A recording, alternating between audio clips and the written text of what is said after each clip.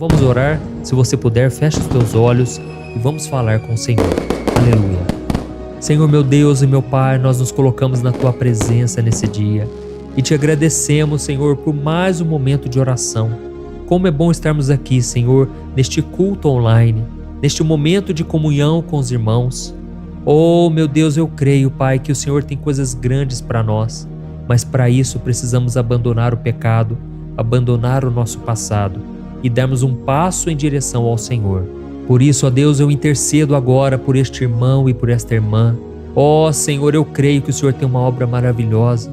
E eu te peço agora, Senhor, tem misericórdia. Não deixe essa pessoa continuar presa ao pecado. A Tua palavra diz em 1 João capítulo 1 que se confessarmos os nossos pecados, o Senhor é fiel e justo para nos perdoar e para nos purificar de toda injustiça. Oh, meu Deus, eu te peço, Senhor, o perdão. Tem misericórdia, Senhor, porque muitas vezes o pecado vem para nos aprisionar. O diabo vem soprando mentiras na nossa mente, dizendo que não somos dignos, que não podemos ser felizes, abençoados. Oh, Senhor, tira de nós, Senhor, esse sentimento de culpa, esse sentimento de vergonha, de fracasso. Queremos viver uma vida em abundância, a vida que o Senhor Jesus planejou para nós.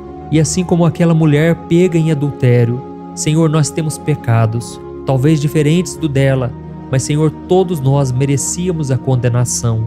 A Tua palavra diz que se quebrarmos apenas um mandamento, já somos culpados por todos.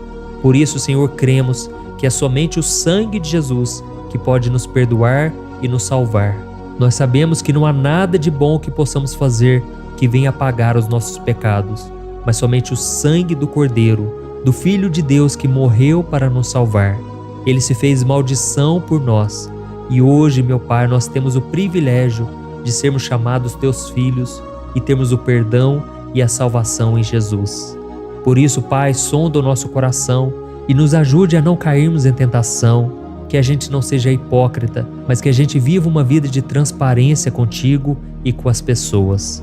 Oh, meu Deus, nos ajude também, Senhor, a não julgarmos as pessoas, mas a julgarmos as atitudes e não praticarmos as mesmas coisas também. Pai, eu oro agora, Senhor, por este homem e por esta mulher que está sentindo um peso no coração, uma angústia tremenda, uma tristeza na alma. Oh, Jesus, coloca a Tua mão de poder sobre esta pessoa, que ela sinta agora o Teu renovo, a Tua paz. Eu mando embora todo o mal. Eu repreendo toda obra maligna contra a vida deste homem e desta mulher. Eu mando embora todo o mal que tem assolado esta casa, este trabalho, esta pessoa. Em nome de Jesus, eu cancelo toda obra maligna. Eu te peço, Senhor, acampa os Teus anjos ao redor dos Teus filhos e nos ajude a viver em santidade para que tenhamos paz, harmonia e principalmente a luz do Espírito Santo iluminando os nossos caminhos. Em nome de Jesus que eu oro e já te agradeço por tudo que o Senhor fez hoje e ainda irá fazer em nossas vidas a partir de hoje. Glória a Deus. Eu quero ler com você uma passagem que está no capítulo 8 da carta do apóstolo Paulo aos Romanos. Olha só o que ele disse. Agora já não há condenação para os que estão em Cristo Jesus, porque por meio de Cristo Jesus, a lei do Espírito de vida me libertou da lei do pecado e da morte. Porque aquilo que a lei fora incapaz de fazer, por estar enfraquecida pela carne, Deus o fez, enviando o seu próprio Filho à semelhança do homem pecador como oferta pelo pecado. Olha isso, irmãos, que promessa maravilhosa! Já não existe mais condenação para quem está em Cristo Jesus. Irmãos, vocês já repararam que, na maioria das vezes, o sentimento de medo vem no nosso coração? O medo do julgamento das pessoas e também o julgamento de Deus. Mas eu tenho uma coisa para te dizer: se Deus não te condena, ninguém mais pode te condenar. A Bíblia diz nesse mesmo capítulo 8 de Romanos o seguinte: quem intentará acusação contra os eleitos de Deus? É Deus quem os justifica. Então deixa eu te dizer uma coisa: se você está firme com Deus, se você está nos caminhos dele, nem o diabo, nem as pessoas podem te acusar. Mas infelizmente o que eu mais tenho percebido é que as pessoas estão aprisionadas pelo sentimento de culpa e de vergonha. São pessoas que já estiveram na presença de Deus, que já fizeram parte de uma igreja, mas porque algum dia elas tropeçaram, elas caíram e agora elas não conseguem mais voltar para os caminhos do Senhor, e por causa disso elas vão se afastando cada vez mais e com isso vão tendo uma vida derrotada, uma vida de fracasso, de tristeza, tudo porque elas não conseguem mais acreditar que o Senhor as ama, que Jesus ainda tem um plano na vida delas. Oh, meus irmãos, eu sei que eu estou falando para muitas pessoas aqui. Pode ser que você tenha falhado no seu casamento, na sua vida sexual, na sua vida amorosa, na sua vida financeira ou até mesmo com seus filhos. Pode ser que você tenha dado ouvido ao seu coração ou à sua carne e você começou a fazer coisas que desagradam ao Senhor e até mesmo as pessoas à sua volta. E realmente, irmãos, tem coisas que a gente faz, que a gente não tem prazer, que a gente não aprova, mas a gente continua fazendo. E o próprio apóstolo Paulo disse: miserável homem que sou, o bem que eu quero fazer eu não faço, mas o mal eu estou sempre praticando.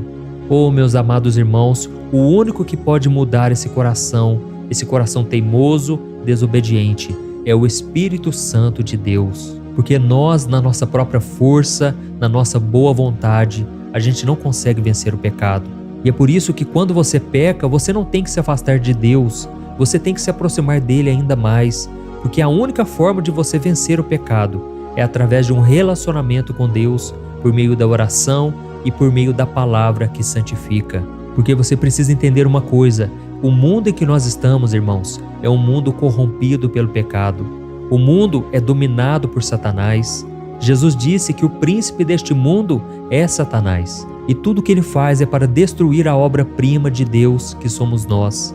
Por isso ele tenta de todas as formas aprisionar a alma das pessoas, dizendo que elas não são merecedoras do amor e da misericórdia do Senhor.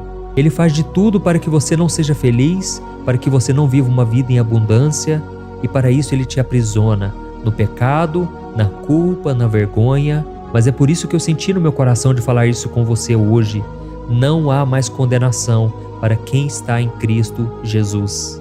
E aí eu te pergunto uma coisa: por que você insiste em viver uma vida preso ao pecado, preso na preocupação, no medo, na angústia? Por que você continua dando ouvido ao que as pessoas dizem ao seu respeito? Irmãos, quem tem que direcionar a nossa vida, as nossas decisões, as nossas escolhas, é o Espírito Santo. Eu quero te contar hoje, rapidamente, uma história que está nos Evangelhos, que fala sobre o poder do perdão de Jesus. A Bíblia conta que certo dia, uma mulher foi flagrada em adultério. No Evangelho de João, capítulo 8, a Bíblia diz que enquanto Jesus estava ensinando no templo, os religiosos da época trouxeram uma mulher que havia sido pega em adultério naquele exato momento. Então eles colocaram ela diante de Jesus e questionaram o que ele faria, já que na lei de Moisés exigia que quem cometesse esse pecado fosse apedrejado até a morte.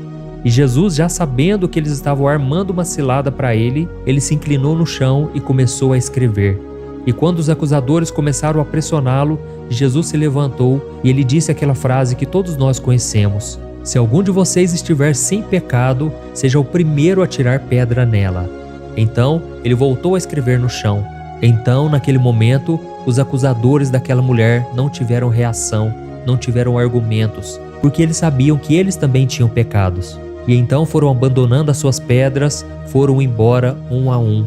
E naquele momento, Jesus pergunta àquela mulher: mulher, onde estão os teus acusadores? Ninguém te condenou?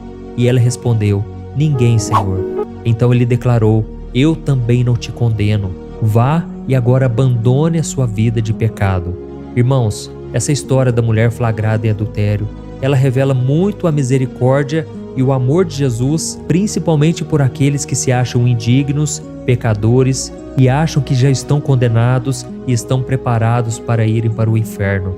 Mas aqui nessa história, Jesus ensina várias lições importantes, como por exemplo que todos nós estamos no mesmo nível, todos nós somos pecadores.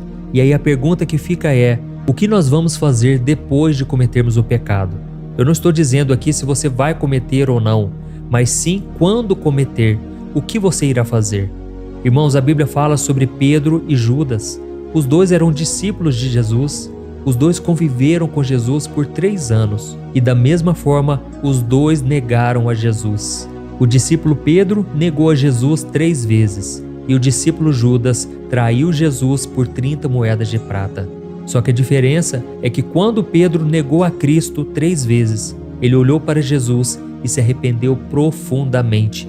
E ele saiu pelos cantos chorando amargamente, e foi então que ele tomou a decisão de seguir em frente. Jesus não abandonou a Pedro, mas Pedro também não desistiu de si mesmo. E eu sei que muitas pessoas aqui têm desistido de si mesmos. Irmãos, devemos tomar cuidado com isso, porque quando a gente não acredita mais, quando a gente desiste, aí Deus não pode fazer nada por nós. E nós vemos que foi isso que aconteceu com Judas. Quando ele traiu Jesus com um beijo no rosto, Jesus chegou ao ponto de chamá-lo de amigo, mas mesmo assim Judas não quis o perdão.